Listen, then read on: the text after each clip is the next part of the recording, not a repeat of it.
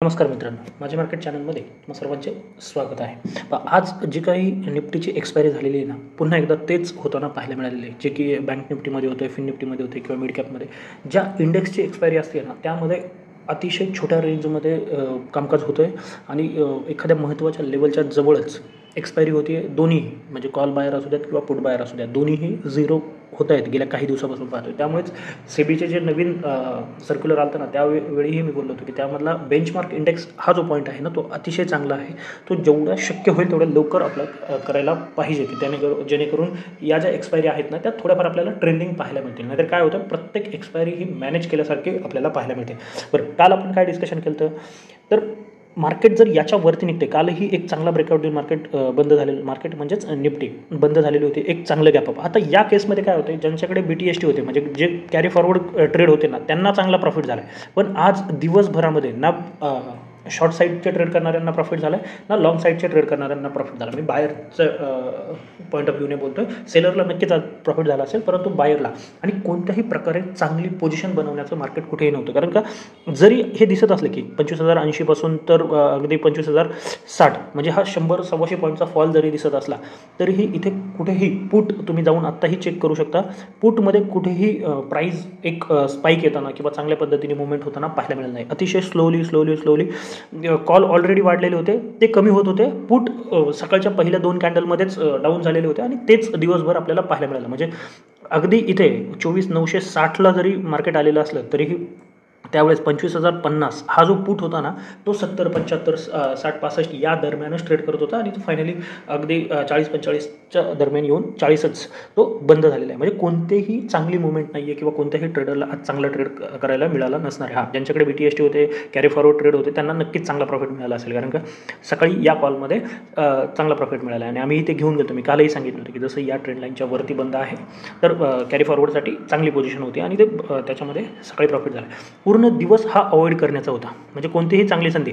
कारण कालही डिस्कशन केलं होतं, गॅपअप होतोय आणि वरती एखादं झोन क्रिएट करून ब्रेकआउट येतोय तरच बाईंगची सिच्युएशन बनणार आहे, अदरवाईज नाही.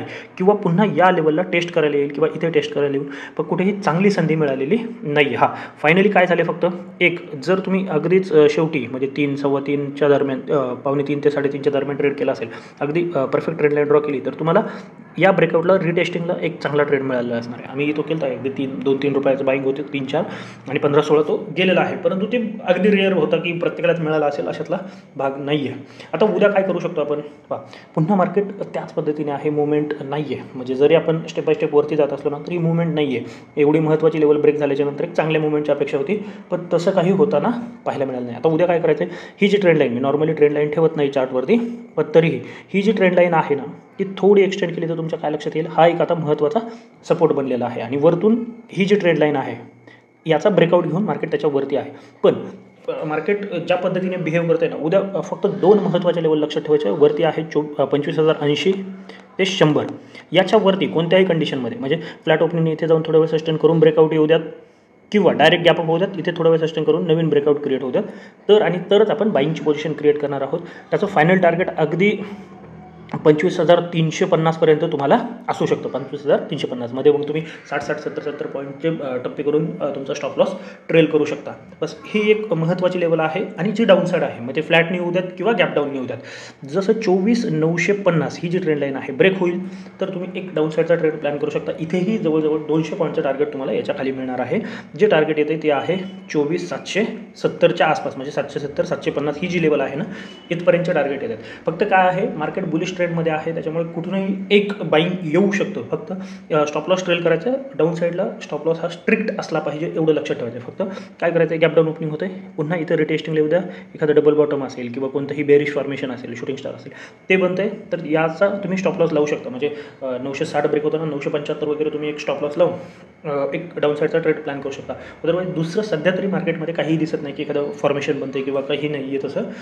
उद्या विकली कॅन्डल क्लोज होऊ द्यात आणि मग सोमवारपासून कदाचित एखादी चांगली मुवमेंट आपण अपेक्षा ठेवू शकतो. कारण का पुढच्या आठवड्यामध्ये आपले हे रेटविषयी काय येते त्यावरती बरंचसं अवलंबून असणार आहे. आज तरी प्युअर अवॉइडेबल डे होतं. म्हणजे जर कोणी ट्रेड केला असेल प्रॉफिटही झाला असेल, नाही असं नाही, परंतु एक डिरेक्शनल ट्रेड ज्याला आपण म्हणतो ना तसं काहीही नव्हतं.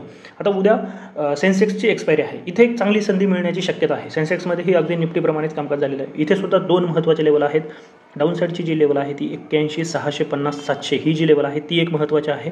आणि वरती 82,100च्या वरती निघतोय आपण ना, तर एक चांगली बाईंग ऑपॉर्च्युनिटी बनू शकते. इथे सुद्धा हेच झालेलं आहे. इथे बंद आहे.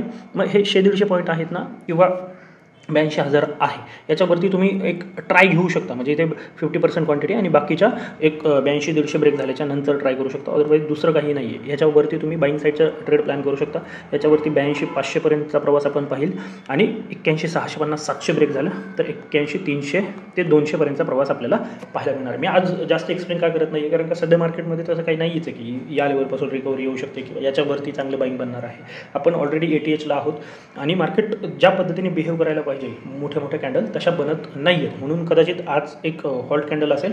उद्या जर चांगली मुवमेंट आली तर याच्यावरती 400 ते 500 पॉईंट आपल्याला अगदी आरामात पाहायला मिळणार आहेत 82,000च्या वरती. एक्स्ट्रा काहीही करण्याचा प्रयत्न करू नका. याच रेंजमध्ये किंवा या लेवल ब्रेक होतानाच ट्रेड प्लॅन करायचा आहे. रेंजमध्ये राहत आहे तर एक्स्ट्रा काहीही करायचं नाही आहे. एक लक्षात ठेवा, अशा मार्केटमध्ये काय होतं, नॉर्मली गॅप अप किंवा गॅप डाऊनने पूर्ण मुवमेंट होती आणि पूर्ण दिवसभर मग मार्केट जे प्रीमियम आहे ते ॲडजस्ट करण्यात घालवते. गेले काही दिवसापासून आपण ते पाहतोय आणि आजही तेच झालेलं आहे. कदाचित उद्याही तसंच होऊ शकते. त्याच्यामुळे थोडे सावध ट्रेड आपल्याला प्लॅन करायचे आहेत. बँक निफ्टी मी पुन्हा एकदा सांगतो, माझ्यासाठी तरी हा इंडेक्स अवॉइड आहे.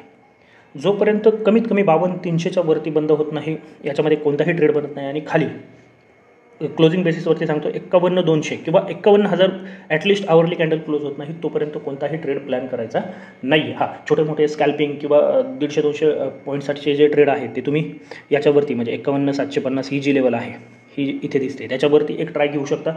त्यानंतर 51,900 असेल किंवा 52,050 असेल, 52,050-75 आणि 52,200 52,300पर्यंतचा टार्गेट तुम्ही एक्सपेक्ट करू शकता. जास्त सध्या तरी काही नाही आहे. आणि डाऊन साईड 51,400 किंवा 51,300 ब्रेक होताना तुम्ही एक ट्राय घेऊ शकता. त्यानंतर 51,000 आणि 50,800 हे तुमचं टार्गेट असणार आहे. पण सध्या बँक निफ्टीमध्ये काहीही होत नाही. मी स्वतः गेल्या काही दिवसापासून बँक निफ्टी पूर्ण अवॉइड करतो आहे.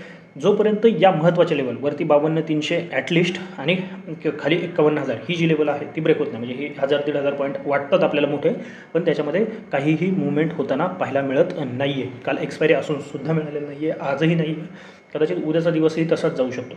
या लेवलच्या बाहेर पडलं तर आणि तरच ट्रेड प्लॅन करायचे. अदरवाईज उद्याचा दिवस शांत बसून काढायला लागला तरीही चालणार आहे, काही फरक नाही. हां, निफ्टीमध्ये नक्कीच 25,080-100 ही जी लेवल आहे ती ब्रेक झाल्याच्यानंतर एक नक्कीच चांगला ट्रेड प्लॅन होऊ शकतो. आणि खालीसुद्धा 24,950 ब्रेक झालं तर चांगला ट्रेड प्लॅन होऊ शकतो. फक्त काय होऊ शकतं, इथे ट्रॅपिंग होती आहे. म्हणजे समजा ही 24,950 आहे, ब्रेक झालं, मार्केट पुन्हा आतमध्ये आलं, पुन्हा त्याच रेंजमध्ये राहू शकतं. एखाद दुसरा एसेल तुमचा छोटा मोठा जाऊ शकतो, त्याची तयारी ठेवायची. एखाद दुसरा एसेल गेल्याच्या नंतर तुमच्या लक्षात येईल की मार्केटमध्ये मुवमेंट नाही आहे, शांत बसून राहा, एक्स्ट्रा काही करण्याचा प्रयत्न करू नका. जर ही माहिती आवडली असेल आणि तुम्ही आज काय केलं हे नक्की कमेंटमध्ये कळवा. तर आपल्या व्हिडिओला लाईक करून चॅनलला सबस्क्राईब करून घ्या. तर आजच्यासाठी एवढंच. धन्यवाद. जय हिंद, जय महाराष्ट्र. Keep trading.